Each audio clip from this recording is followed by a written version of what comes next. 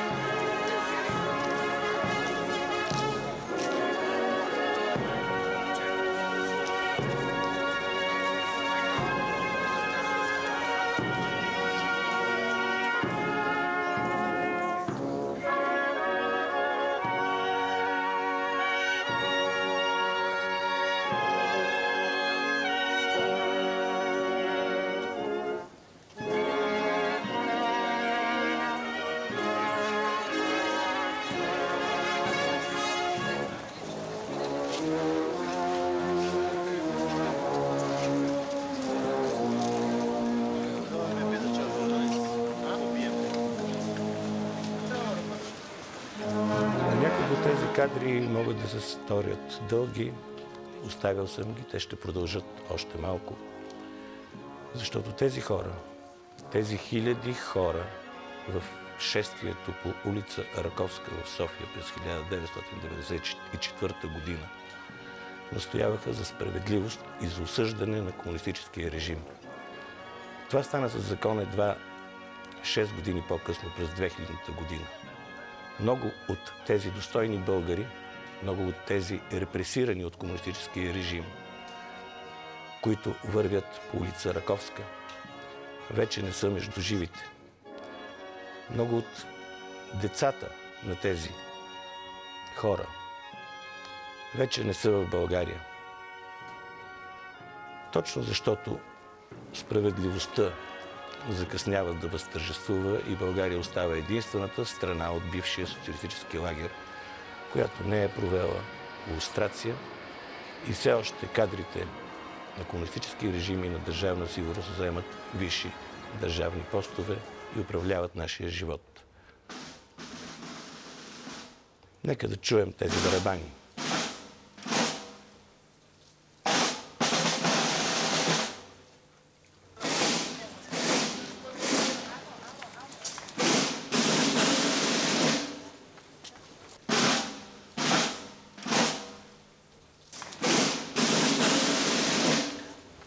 Поклон пред всички тези хора, пред всички живи и пред всички тези, които ни напуснаха През изминалите 22 години от това шествие или от този траурен марш. Тогава желаехме престъпленията на комунизма да бъдат наказани. За съжаление, едно от най-големите престъпления, играта с етническия мир, така наречения възродителен процес и подклажданата етническа вражда, продължават и до ден днешен да имат рецидиви в нашия живот. И понеже последните предавания бяха посветени точно на това, което беше замислено със създаването на Движение за права и свободи, с ролята на Ахмед Доган, с нарочното противопоставяне на националисти и патриоти на предатели и фесове, както ни наричаха, искам да споделя с вас две гледни точки на двама актьори. Те са от два различни митинга. Единият е от митинга на националистите, които протестираха срещу връщането на имената на 7 януари 1990 година. Актьорът е Звезделин Минков. Нека да чуем. Да не се заблуждаваме, братя. Имената са само повод. Истината е по-дълбока. Който не е живял сред тези, които се мислят за турци, той не знае какви фанатици са те. Аз бях актьор в драматичен театър Кърджали 3 години, от 83-та до 86-та. И съм сигурен, знам и се подписвам с дясната си ръка, че наред с имената турците ще искат и турски училища, ще искат турски университет, а после ще изберат в своя регион свой човек за ръководител на управляващата партия и накрая ще искат автономия. Никой обаче не е в състояние да ни гарантира обратното. Сега е момента да разберем, че българският национален въпрос няма аналог с другите проблеми на другите страни. Не ни сравнявайте с други нации. Българинът е този, който има право и задължение да затвори сам кървящата си рана. Мили, добри, истински българи! С голяма болка споделям с вас, че като представител на българската интелигенция съм огорчен, възмутен и потресен от позицията, която заеха през последните дни някои ръководители на обществени организации. Аз съм актьор и недоумявам как е възможно моят колега, актьорът от драматичен театър София Стефан Илиев, да се подписва под декларация, защитаваща решението на Политбюро от 29 декември. Той се подписа от името на всички артисти в България. Няма такова право! Той не е питал нас, актьорите, не е направил събрание, не е направил референдум, а излезе и се подписа един вместо 3000.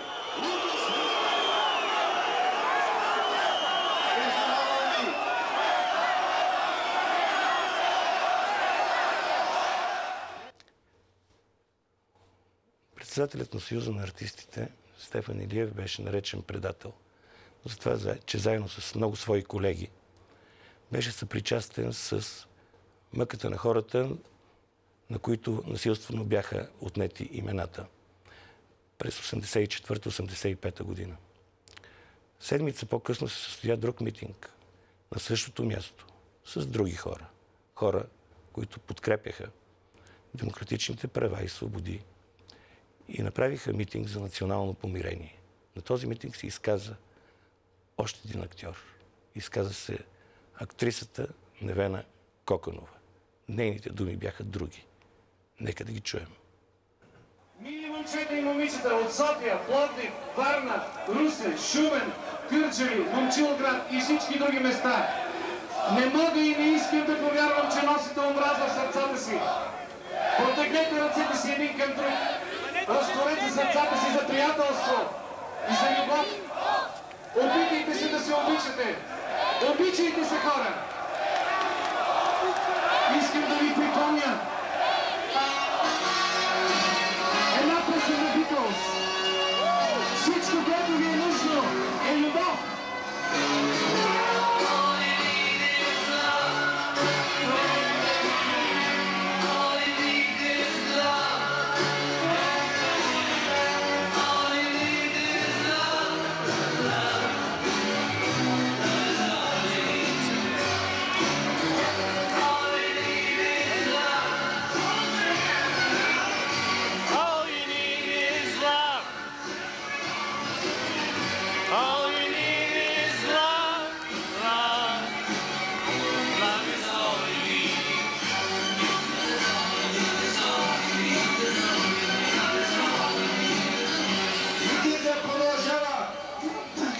Още да говорим.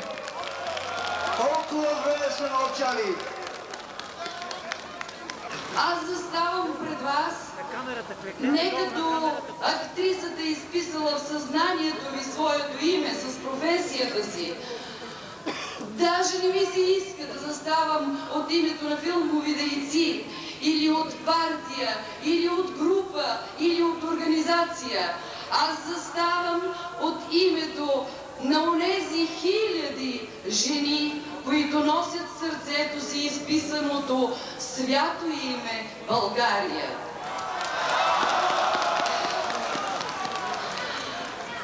Някъде бях чела, Бранислав Нушич казва, ето какво казва: в театъра първо се вдига завесата, а след това започва драмата. Но в живота първо започва драмата, след това се вдига завесата. Нека да се прегърнем и да не разрешим на сцената на нашия живот, на сцената на живота на нашите дни, нашата драма да се превърне в трагедия. Нека се прегърнем и нека да влеем кръвта си не в тази скъпа наша земя, обляна с кръв, сълзи и пот. Нека да предадем кръвта си на нашите деца, които да не ги пращаме да си взимат Беломорието, а да пазят свято границите на нашата родина.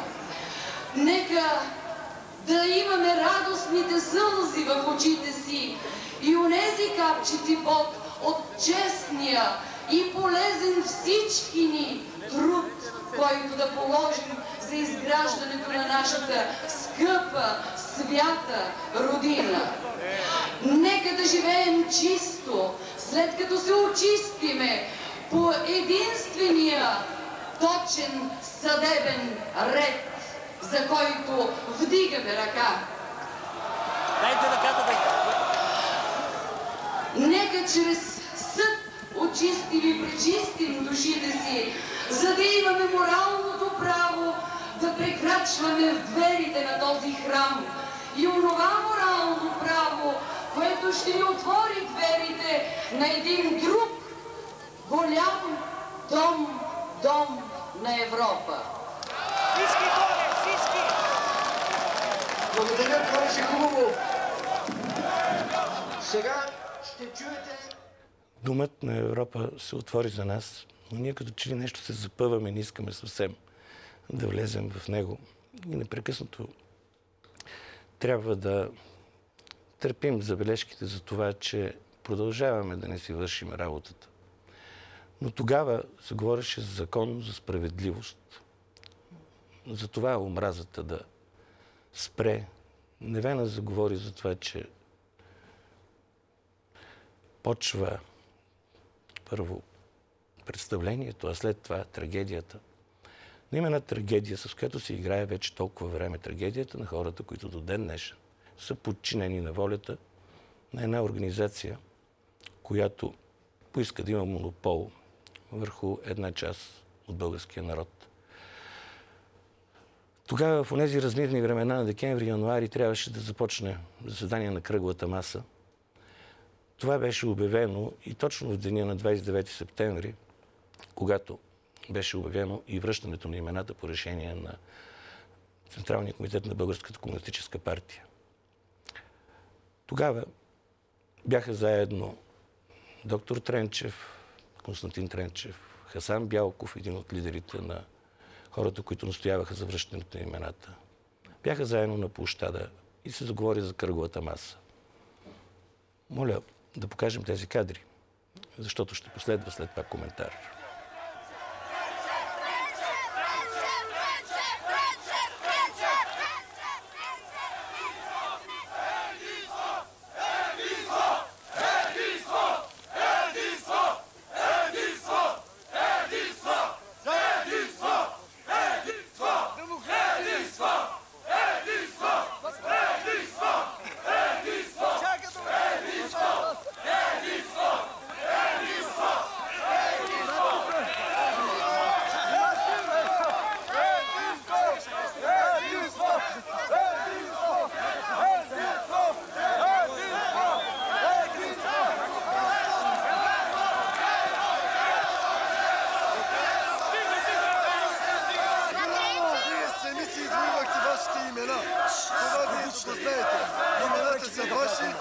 ще бъдат ваши винаги. Голяма помощ на вас.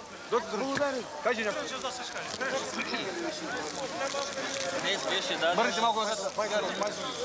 Днес беше дадено първото доказателство, че България е поела по пътя на демократичните преобразования. Надявам се, че предстоящата кръгла маса ще бъде също ползотворна и ние всички заедно в единство, което всички тук събрани така горещо скандираха, ще бъде реализирано и ние ще намерим истински наш цивилизован път към демокрация. Живи здрави!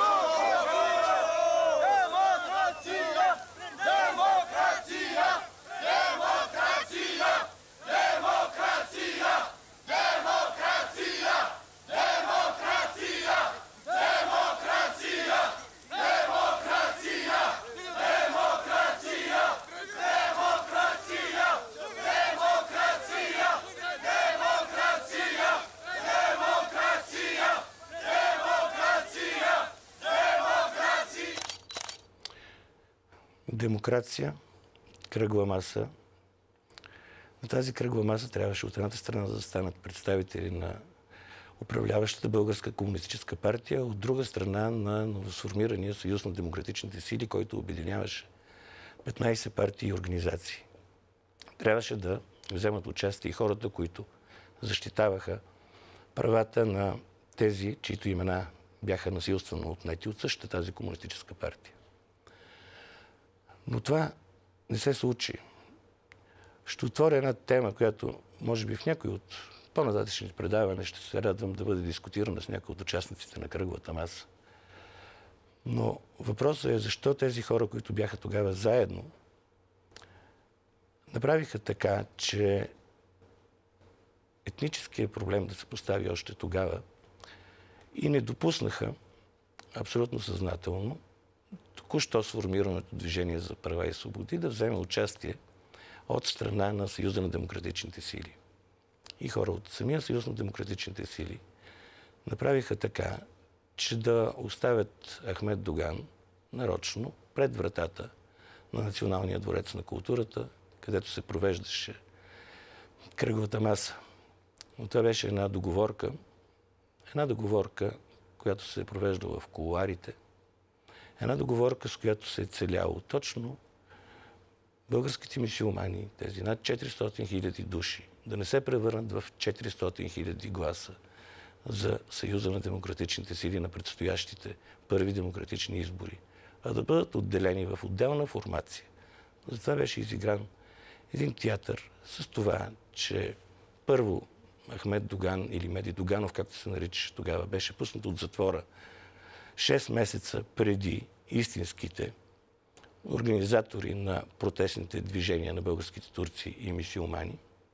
След това беше с поспешност направено Движението за права и свободи, след което това движение беше оставено да не бъде представено на кръглата маса.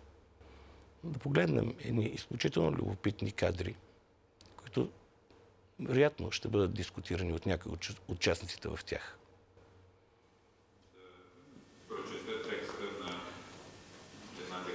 Провеждат се заседанията на кръглата маса вече няколко дни. Дискутират се различни въпроси. Започна от премахване на първичните партийни организации, отварянето на архивите на Държавна сигурност, правенето на нова конституция, нови избори и така нататък. Един от въпросите е въпросът за връщане на имената и приемането по законов път на връщането на имената, вече чрез акт за Народното събрание. Доктор Тренчев дава автографи, сега след малко ще влезе през вход А3 на Народното събрание. Това е Янко Янков, виден деец на Съюза на демократичните сили.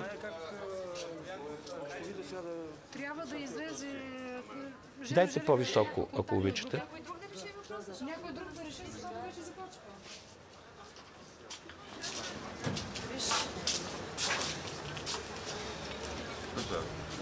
Можете ли малко да върнете назад до момента, в който Тренчев влиза в залата? Да, благодаря. Дайте тон. Концерт.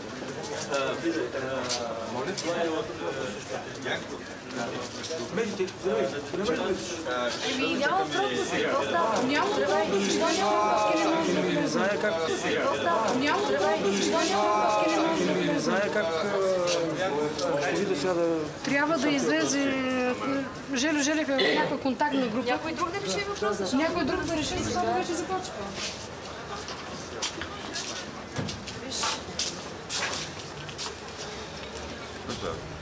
Запаните поискали, аз го правя. Това е само издател, така да се каже. Демокрация. Да, започва с вестниците вече демокрацията. Ма то още до кога ще стигне, не знам. Даденото съгласие за участие в правителството, както и обвиненията на някои представители на Съюза на демократичните сили във връзка с нашия фронт. Един от хората на преден план, Рубен Воденичаров, с очилата, председател на независимото дружество за защита правата на човека, беше един от най-големите противници да не влезе движението на права и свободи на кръглата маса от квотата на Съюза на демократичните сили. Същия Румен Воденичаров преди това беше поддръжник на връщането на имената. 2 години след това отиде като народен представител в парламентарната група на БСП и Коалиция за България. Стане един от най-върлите националисти. Тогава, в този ден, на 12 февруари, излезе първият брой на вестник Демокрация. Органът на Съюза на демократичните сили, първия независим вестник след падането на комунистическия режим. Същия ден не беше даден пропуск на Ахмед Доган, за да вземе участие на кръглата маса. Но няколко дни преди това тези неща се разискваха в кулоарите, което ще видим в следващото видео. Разискваха се шепнешком между представители на Съюза на демократичните сили и на Българската комунистическа партия, която все още тогава не се беше преименувала на социалистическа. Моля да погледнем.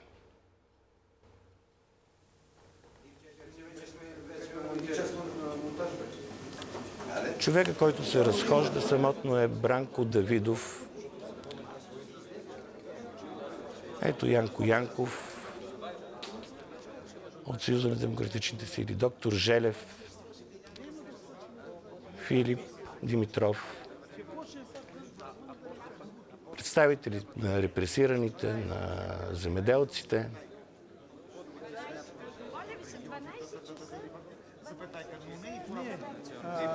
Координационен съвет. Сега 12. Веднага от тук. Какво решава се? Какво решава? Ще изходим или не? Скоро сега да минем. От другата страна разговарят Петко Симеонов от Съюза на демократичните сили, доктор Петър Берон, с един от представителите на БКБ, юриста Мръчков. А това е Бранко Давидов от Съюз Родолюбие. Една организация, представител на помаците, обаче, които бяха на страната на БКП и бяха против връщането на имената. Господин Георги Пирински с Милан Дренчев. Бранко Давидов е вътре. Доктор Петър Берон отива при Пирински и господин Пирински ме моли да спра да снимам. Какво се е говорил на 7, 8, 9, 10, не знам, на 12 обаче Ахмед Доган не беше допуснат до кръглата маса. Това даде старт на възможността да се заиграват с това, че Движението за права и свободи е единственият изразител на волята на малцинството. След като преди това Съюза на демократичните сили беше участник за връщането на имената. Моля ви, пуснете видео 8.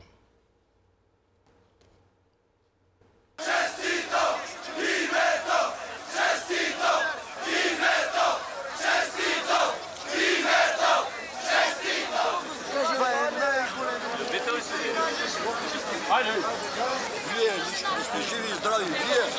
Вие единство ще ви мислим цял живот и даже Виж сега, от сега нататък ми се живееше много спокойно, но едно, че от сега нататък в моите 100 години, които ми се дават, аз бих желал да ги дам на тия честни хора, които ни помогнаха. От сега може спокойно да се умира човека, да се запише истинското име на надгробния камък. Но не както беше от паметници се изтриваха имената на борците, които се бореха против истината. Благодарности, а на втори план е същия Румен Воденичаров, който изпълнявайки заръките, обслужващи и Държавна сигурност, и БКП, които провеждаха политиката на КГБ за това в България да може да създаде драма в етническия модел. Са там. Виждате участници в различни събития. Виждате хора, които от една страна се представяха за защитници на правата и свободите, а след това минаха от другата страна. И това продължава до ден днешен. Продължава в това минало несвършено, към което няма да престанем да се връщаме. Ще отворим дискусия, в която са добре дошли всички желаещи да изкажат своето мнение. Защото тази игра с нас, с нашите деца, трябва да свърши. Защото онези хора в началото на панихидата, по случай 50 годишната от черната дата 9 септември и тяхната памет заслужава да бъдат почетени и да бъдат възмездени с справедливост. До следващия път, драги зрители, на минало несвършено.